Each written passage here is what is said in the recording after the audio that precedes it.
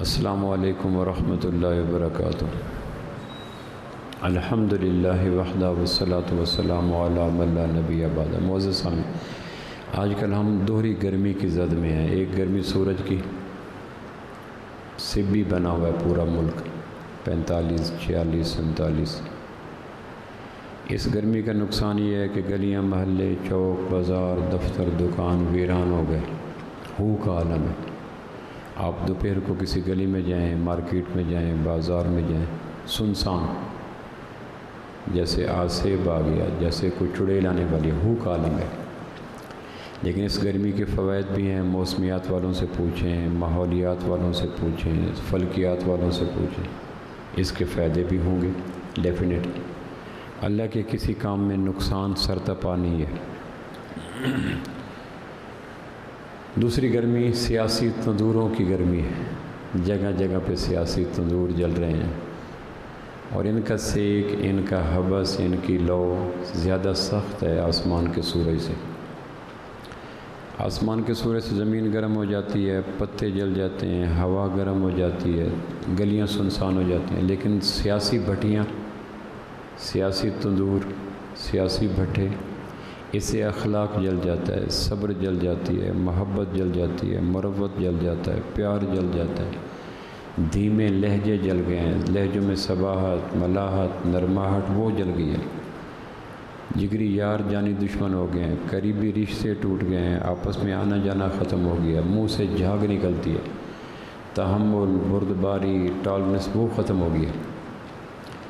پھر آسمان کے سورج اتنا نقصان دہ نہیں ہے کہ ہم اس سے دفاع کی صورتیں رکھتے ہیں۔ ایک تو یہ ہے کہ دھوپ سے ہم خود بچتے ہیں، جبکہ سیاسی تندوروں کا ایندھن ہم شوق سے بنتے ہیں۔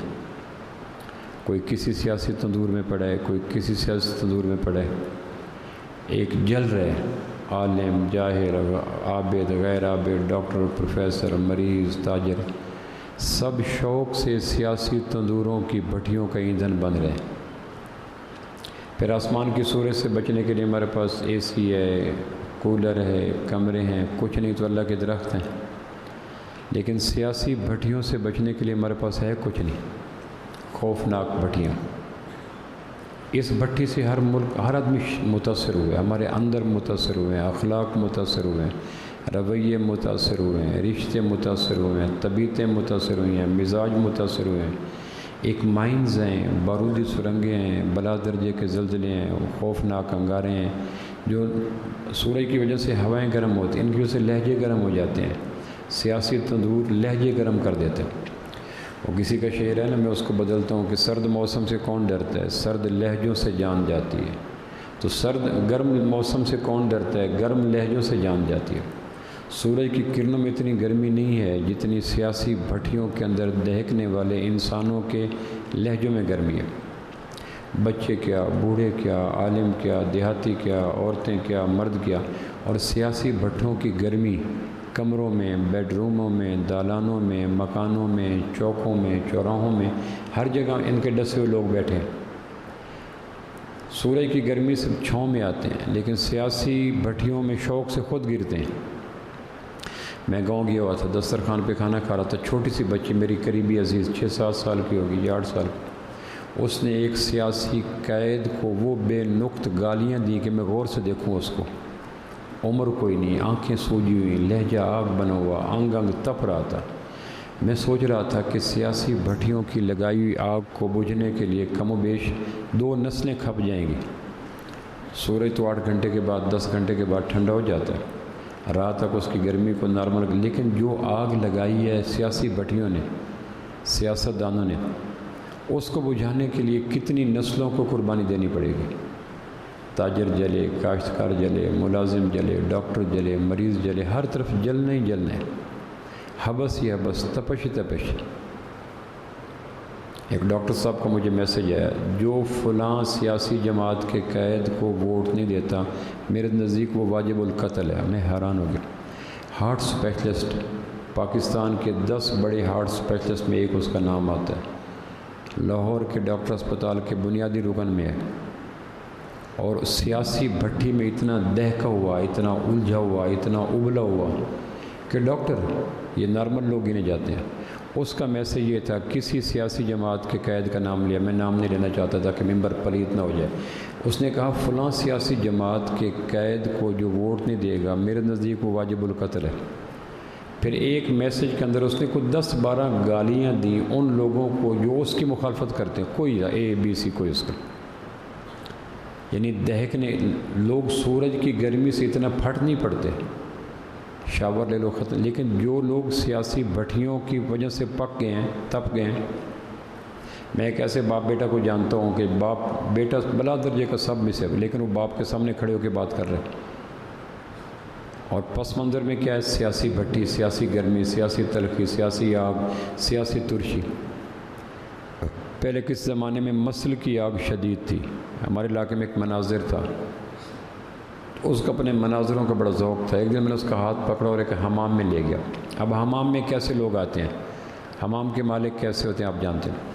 اس نے حمام کے اندر لکھوایا ہوتا یہاں مسلکی اور مذہبی گفتگو منع ہے۔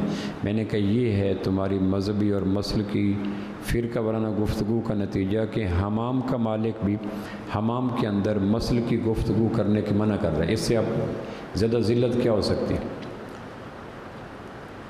اب جب 4 دوست بیٹھتے ہیں پہلی بات یہ کرتے ہیں بھئی کوئی سیاسی بات نہ کرنا ورنہ ہمارے بازو چڑھ جائیں گے، منہ سے جھاگ نکلے گی، لہجہ ترش ہو جائے گا، آگ انگارے نکلیں گے۔ ایک عالم دین کے بارے میں مجھے پتہ چلا فلاں علاقے میں بیان ہے، تو میں نے ایک دوست کو فون کیا کہ فلاں علاقے میں فلاں عالم دین کا بیان ہے۔ کہنے لگے میں اس کو دیکھنا نہیں چاہتا، تم اس کی بات سنوانا چاہتے ہو، وہ تو فلاں سیاسی جماعت کا ورکر بن گیا۔ اب یہ ہے ایک عدم برداشت، عدم تحمل۔ کہنے لگے میں نے جانا تھا معمول میں، لیکن مجھے پتہ چلا کہ اس کا بیان ہے تو میں جا نہیں رہا۔ میں نے دوسرے کو فون کیا، تیسرے کو فون کیا، چوتھے کو فون کیا، ہر آدمی کا جواب یہ تھا کہ ہم اس کی طرف دیکھنا ہی نہیں چاہتے۔ ایک ذرا سی بات پہ برسوں کے یارانے گئے، لیکن اتنا تو ہوا کچھ لوگ پہ، حالانکہ سیاسی اختلافات کب سے ہیں، ہوتے رہے ہیں، لوگ ملتے ہیں، آتے ہیں، جاتے ہیں، گپ شپ ہوتے ہیں۔ اب تو طلاقیں ہونا شروع ہو گئی سیاسی اختلاف کے بنا پر۔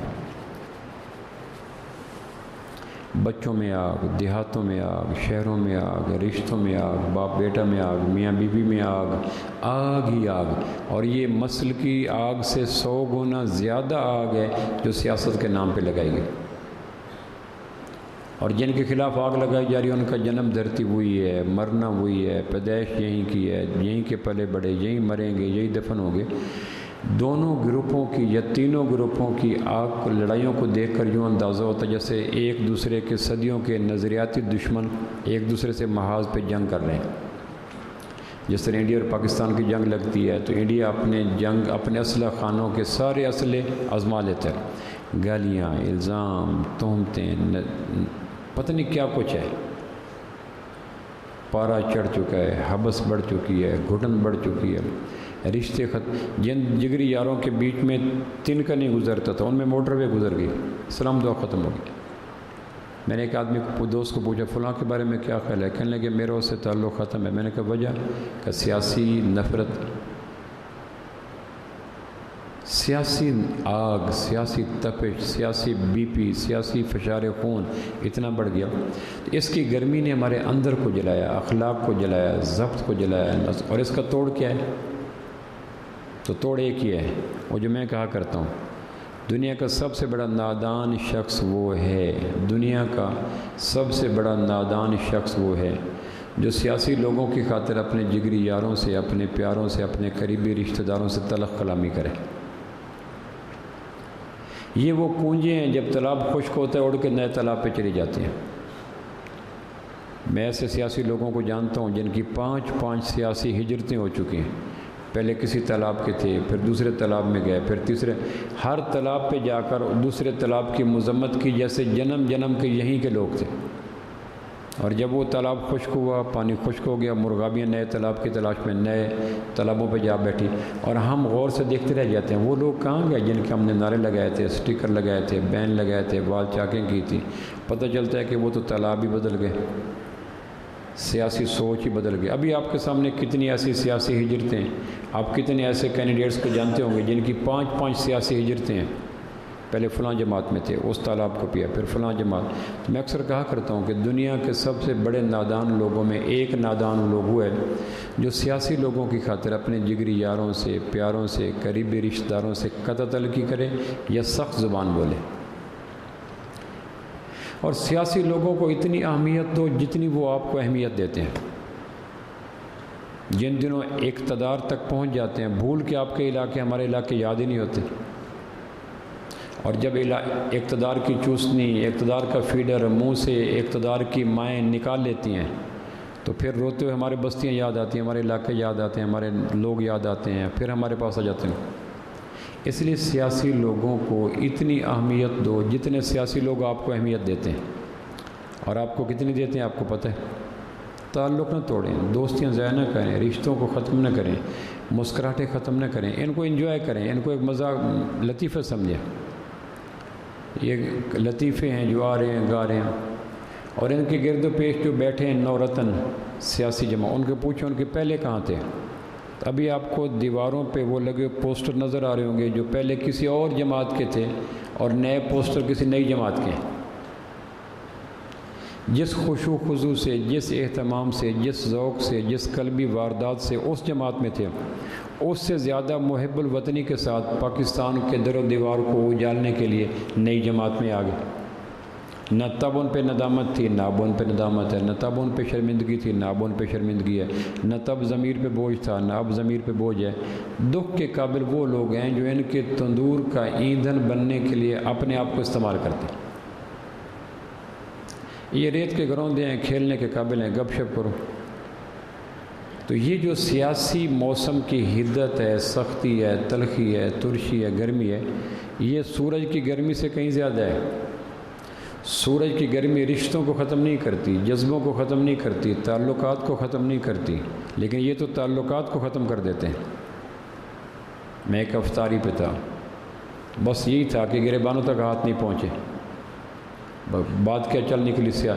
میں نے کہا تمہاری اس کمپین کا، گپ شپ کا، تمہارے ان مذہبی سیاسی رہنماؤں کو علم ہے؟ پتہ ہی کوئی نہیں۔ پھر اپنی سیاسی رہنماؤں کے فیصلوں کی وکالت یوں کریں گے کہ ہنسی آئے گی۔ میں ایک جگہ موجود تھا، ایک آدمی کہہ رہا تھا دیکھ لو پاکستان کی سیاسی آگ حرم کے تقدس کو بھی جلا گئی۔ وہ جو ایک واقعہ 2-3 ہفتے پہلے ہوا تھا، کچھ لوگوں نے حرم کے پاکیزہ ماحول میں یہ آپ نے پوچھا فلاں قبیلہ مسلمان ہونے کے لیے آیا ہے، مسلمان ہو گیا، اس کا سپہ سالار، اس کا امیر کس کو بنائے؟ صدیق اکبر نے کہا فلاں کو، اقرا بن حابس کو، حضرت عمر نے کہا کاکا بن معبد کو۔ یہ اس قبیلے کے سردار تھے کہ جی ان دونوں کی، آپ نے کہا دلیل دو، اپنے دعوے کی دلیل دو۔ اقرا بن حابس کو اس قبیلے کا سربراہ کیوں بنائے؟ کاکا بن معبد کو کیوں بنائے؟ تو دونوں صحابی شیخین، نبیوں کے بعد ان مسلمانوں کے نزدیک ابو بکر عمر سے بڑا کوئی صحابی نہیں رضی اللہ عنہ۔ دونوں سے اللہ کے محبوب نے پوچھا، دونوں نے جواب دیا، پھر آپ نے دلیل پوچھی، دونوں نے دلیل دی۔ ایک دلیل دے رہا ہے کہ اقرا بن حابس میں یہ بات ہے، دوسرا کہہ رہا ہے کاکا بن معبد میں یہ بات ہے۔ دلیل دیتے دیتے صوتی آہنگ اوپر ہو گیا، آواز بلند ہوگی۔ اب یہ کیسا پس منظر تھا، کیسا تناظر تھا، آپ سمجھ رہے ہیں۔ اتنے میں جبریل آ گئے، لا ترفعوا اصواتکم فوق صوت النبی۔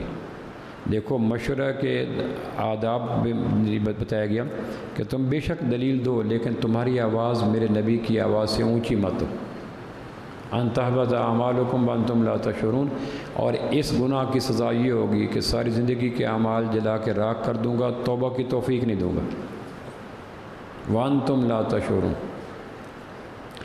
یہ کب ہو رہا ہے؟ جب اللہ کے نبی پوچھ رہے ہیں اور وہ جواب عرض کر رہے ہیں، پھر آپ دلیل پوچھ رہے ہیں، وہ دلیل دے رہے ہیں۔ پھر جب دونوں دلیل دے رہے تھے، آپ نے کہا میں سمجھ گیا کہ اقرا ہے یا کاکا ہے لیکن یہ دونوں اپنے دلیل کی فطری آہنگ میں، اونچی آواز میں، اتنی آوازیں اونچی کر چکے تھے کہ اللہ کے محبوب کی آواز انہوں نے سنی نہیں۔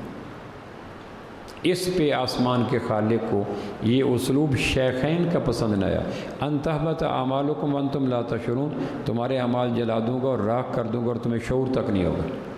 یہ کن کو کہا گیا؟ ان کے روئے سخن اور اولین مخاطبین اور شان نزول ابو بکر عمر رضی اللہ عنہما ہے۔ لیکن پاکستان کی لگائی ہوئی سیاسی آگ کی چنگاریاں حرم میں پہنچ گئیں۔ تو میں ایک مجلس میں موجود تھا، ایک آدمی دوسرے سے کہہ رہا تھا کہ دیکھ لو تم نے حرم کے مدینہ منورہ کے تقدس کو پامال کیا۔ تو اس نے جواب میں کہا مسجد میں کتا داخل ہو جائے اس کو نکالنے کے لیے شور نہیں کرنا چاہیے۔ میں حیران ہوا کہ لوگ بھی سیاست کی خاطر کہاں تک چلے جاتے ہیں۔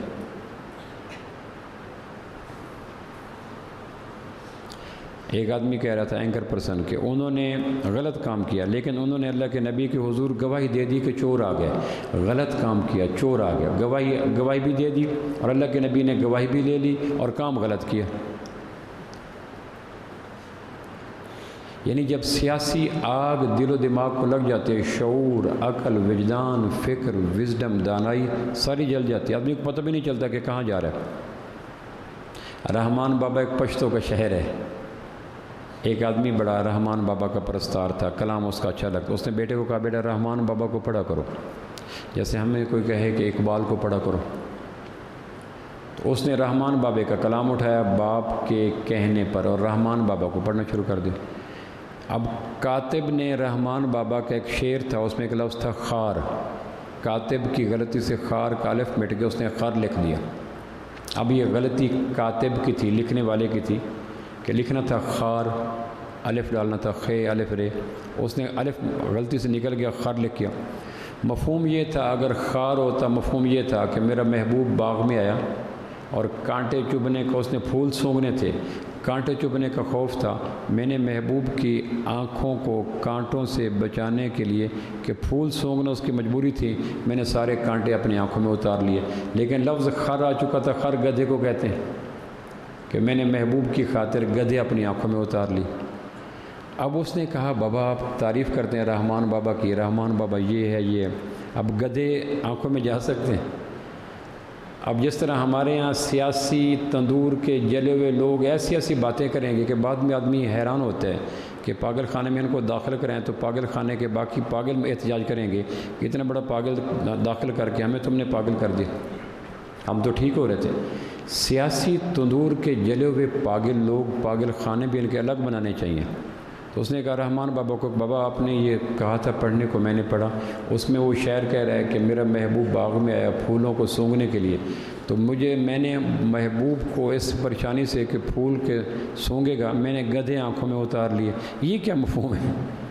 اس نے غور سے پڑھا، اس نے کہا بیٹا رحمان بابا ٹھیک کہتا ہے، اس زمانے میں یا گدھے چھوٹے ہوں گے یا آنکھیں بڑی ہوں گی۔ یہ ہے سیاسی جلے ہوئے سوچ لوگوں۔ رحمان بابا ٹھیک کہتا ہے، اس زمانے میں یا آنکھیں چھوٹی ہوں گی بڑی ہوں گی یا گدھے چھوٹے ہوں گے، رحمان بابا کا قلم کبھی غلط نہیں لکھ سکتے۔ میرے سیاسی قائد نے جو کہہ دیا وہ وحی کا ترجمان ہے، اس کے لفظوں پہ وحی کا پیر ہے۔ ہر بات کا دفاع، ہر بات کی وکالت، ہر بات کی صفائی، اور اس صفائی کے پیش کرتے چاہے ایمان صاف ہو جائے۔ ماضی کے جانی دشمن اب کس طرح جگری یار بنے ہوئے ہیں۔ ہمارے سیاست میں جن کو سیاسی ذوق ہے وہ جانتے ہیں کہ ماضی کے جو سیاسی جانی دشمن تھے، ایٹ کتے کا ویر تھا، اب وہ کس طرح ایک دوسرے کو گلے مل رہے ہیں۔ تو مستقبل میں جو اب ایٹ کتے کا ویر ہے یہ ایک نہیں ہو سکتے، پھر وہ کہاں ہوں گے جو رحمان بابا کے خار کو خر کہتے ہیں، وہ کہاں جائیں گے؟ وہ خلا میں گھوریں گے کہ یہ کیا ہو گیا، ہمارے ساتھ کیا ہوا، ہم نے تو رشتے توڑے، ماں باپ۔ تانلے والا میں ایک باپ نے خودکشی کر لی، ایم این اے کا الیکشن لڑ رہا تھا، میں اس کو جانتا ہوں، ایم این اے کا الیکشن لڑ رہا تھا، بیٹا دوسری سیاسی جماعت میں چلا گیا، بیٹا اور بہو، باپ نے ایم این اے کا الیکشن لڑا، جب دیکھا کہ بیٹا دوسری الیکشن کے کمپین کر رہا ہے، باپ ادھر کر رہا ہے، اس نے خودکشی کر لی، مر گیا۔ پھر اس کی تعزیت کے لیے آنے والے لوگ اسی بیٹوں کے پاس ہے جن کی وجہ سے وہ مر گیا تھا۔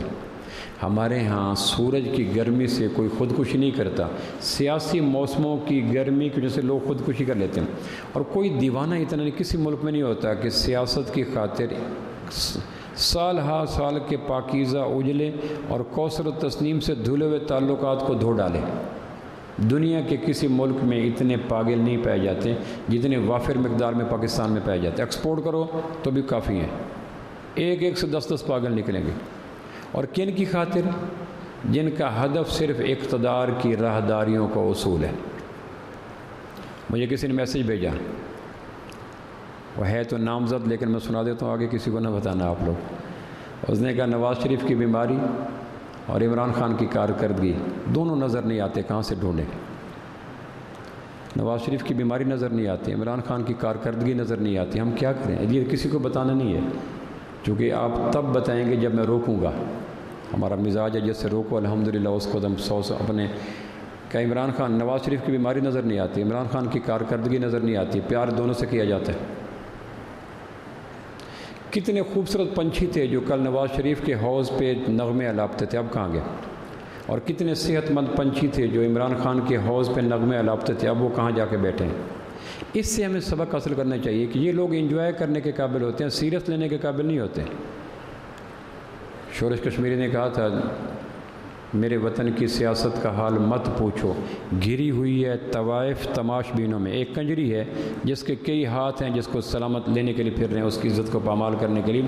میرے وطن کی سیاست وہی ہے جو کنجری کے حصول میں گھرے ہوئے لوگ ہاتھ میں رقم لے کھڑے ہوتے ہیں، 1000 لے لو میرے پاس سے جو، 2000 لے لو میرے پاس سے جو۔ میں سوچتا ہوں کہ اس زمانے میں جب شورش نے یہ کہا تھا، اب اگر ہوتا تو پتہ نہیں تشبیہ کیا دیتا۔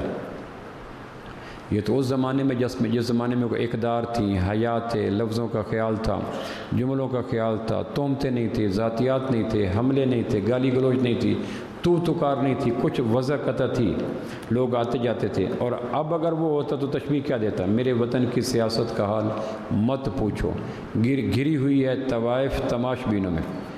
ایک طائفہ ہے جسم کو بیچنے کے لیے کھڑی ہے اور کئی لوگ اس کے سوداگر کھڑے ہیں، یہ وطن کی۔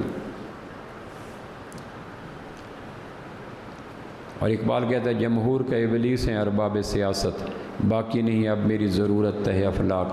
شیطان کی زبان سے کہتا ہے، اقبال نے ایک نظم لکھی جس میں کہتا ہے شیطان کو اب نظر کم آتے ہو۔ اس نے کہا میرا کام سیاستدانوں نے سنبھال لیا، بچوں گڑے میرے کافی ہو گئے۔ جمہور کے ابلیس ہیں ارباب سیاست۔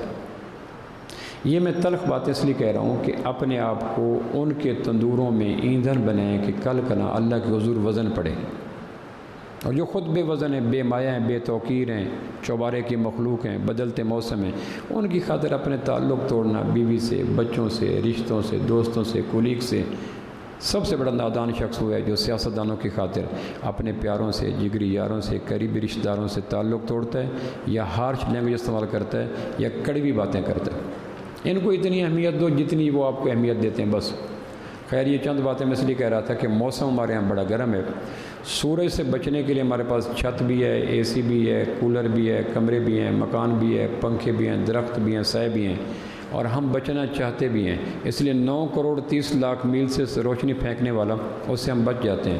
لیکن سیاسی تندوروں میں شوق سے اپنے آپ کو ڈالنا، بیٹا جا رہا ہے، بیوی جا رہی ہے، بیٹی جا رہی ہے، ماں جا رہا ہے، باپ جا رہا ہے، اور اور پھر وہ ہنستے ہیں بعد میں کہ ہمارے سارے تندور کو دہکانے والے یہ علم نصیب بیٹھے ہیں، نہ دین نہ دنیا، نہ خدا ہی ملا، نہ وصال صنم، نہ ادھر کے رہے نہ ادھر کے رہے۔ رشتے سنبھالیں، تعلق سنبھالیں، دوستیاں سنبھالیں، مروتیں سنبھالیں۔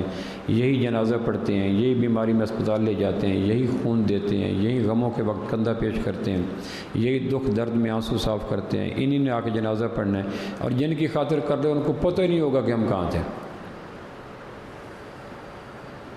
اس درجے کے خسارے کا سودا کوئی جانور بھی نہیں کرتا، جو ویسے تو مجموعی doctor, professor, P H D, post doctor لڑ رہے ہیں، جھگڑ رہے ہیں۔ میں خود ان کو جانتا ہوں، جھاگ نہیں، میں دیکھتا ہوں شکل شباز سے ٹھیک ہے، حرکتیں کیسی کر رہے ہیں، بظاہر کنگھی بھی ہے، کلف بھی ہے، کاٹن بھی ہے، ویسٹ کوٹ بھی ہے، 2 پیس بھی ہے، جوتا بھی ہے، لیکن حرکتیں کیسی کر رہے ہیں؟ حرکتیں بالکل نارمل۔ پھر سوچتا ہوں کہ ان کو پاگل خانے میں جمع کرایا جائے، پھر پاگل خانوں کے پاگلوں پہ رحم آتا ہے کہ وہ کہیں گے ہم ٹھیک ہو رہے تھے، تم نے کس پاگل کو لا چھوڑا۔ اس لیے سیاسی موسم کی حدت سے بچیں، اپنے آپ کو کول رکھیں، ٹھنڈا۔ یہ انجوائے کرنے کی چیزیں ہیں، گپ شپ، خیر یہ باتیں تھیں، چند ایک باتیں ایسے میں نے اس لیے عرض کی کہ ہماری آنے والی کئی نسلیں اس دور کے سیاسی لوگوں کی لگائی ہوئی آگ کی قربانی دیں گی۔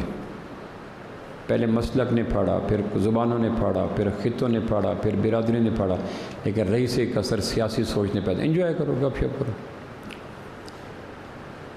خیر یہ چند باتیں میں نے اس لیے عرض کر دیں کہ اگر ہم میں سے کوئی ایندھن میں ہے، تندوری میں ہے، بھٹی میں ہے اور کچھ لکڑی بچ گئی ہے، ضمیر بچ گیا تو نکال لیں، ان کا فائدہ کوئی نہیں۔ اور اگر کوئی تعلق توڑا ہے ان کے بنا پر تو ٹکے کی ویلیو نہیں، اپنے سے غیر ہو جائیں گے، قریبی بچھو بن جائیں گے، دوست دشمن بن جائیں گے، تنہائیاں مقدر بنیں گی، ایسولیشن آ جائے گی، ڈپریشن بڑھے گی، تنہائیاں بڑھیں گی۔ خواہ مخواہ اس آدمی کو ولیمے پہ دیکھ کر یوں گمان ہوگا جیسے میں جنازہ پڑھنے آ گیا۔ جن کی خاطر تعلق توڑے وہ ولیمے پہ نظر آ جائے گا نا، تو ولیمہ جنازہ بن جائے گا، نظام ہضم خراب ہو جائے گا، فشار خون بڑھ جائے گا، بی پی چھوٹ کر جائے گا، شوگر ہو جائے گی، اور اللہ کے نزدیک ایک الیکٹران پروٹون نیوٹران کے برابر بھی وزن کوئی نہیں ان لوگوں کی خاطر لڑنے والوں کا۔ یہ میں ممبر پر بیٹھ کے کہہ رہا ہوں، کیونکہ یہ سارے لوگ جو غادری ہوتے ہیں، مداری ہوتے ہیں، اپنے مفادات کے عزیز ہوتے ہیں، ہمارے لیے کوئی نہیں کرتا۔ ماں ایک جڑواں بہن بھائی ہوتے ہیں، ماں ایک کو چوسنی دیتی ہے وہ چپ کر جاتا ہے، پھر اس نے دوسرا روتا ہے جڑواں، پھر اس کو دیتی ہے چوسنی، پھر اس کو دیتے پھر دوسرا رونے لگ جاتا ہے۔ اب ماں کی مجبوری ہے، اس نے 1.25 سال پونے 4 سال ایک کو چوسنی دینی ہے، 1.25 سال دوسرے کو چوسنی دینی ہے۔ ماں کی مجبوری ہے کہ وہ چیخ رہا ہے تو وہ روتا ہے۔